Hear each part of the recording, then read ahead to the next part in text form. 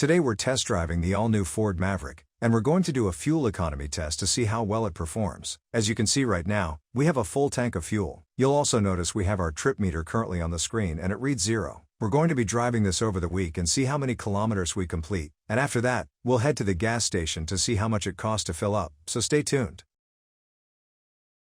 We just spent the week testing the Maverick, and have some numbers here that we'd like to share with you. As you can see, we've driven a total of 432 kilometers or 268 miles. I haven't had the air conditioning or the heating on at all, but have had the sound system on the whole time. Also worth noting is we spent about 60% of our driving in the city and 40% on the highway. Just to give you an idea of how I got the numbers that I did. You'll notice we're at the fuel station and we're going to fill it back up, and based on that we'll do some calculations to see how well it performed.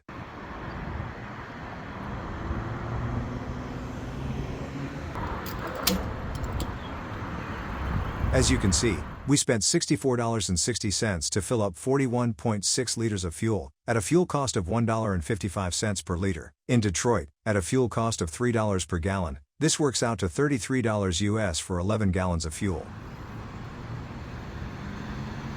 As you just saw, we spent $64.60 to fill up 41.6 liters of fuel, at a fuel cost of $1.55 per liter. Also worth noting is the Maverick's fuel tank capacity is 62.4 liters or 16.5 gallons. First, let's calculate our distance per liter, and we'll do that by taking our distance driven and dividing it by the number of liters we filled up. So 432 kilometers divided by 42 liters gives us 10.3 kilometers per liter or 24 miles per gallon. That means every liter of fuel will give us 10.3 kilometers of driving, every gallon of fuel will give us 24 miles of driving, and every 9.7 liters of fuel will give us 100 kilometers of driving. Now, let's calculate our actual real-world driving range, and we'll do that by taking the 10.3 kilometers per liter and multiplying it by our fuel tank capacity of 62.4 liters. So 10.3 kilometers per liter multiplied by 62.4 liters, gives us 643 kilometers. That means on a full tank of fuel, you can expect 643 kilometers or 400 miles of driving.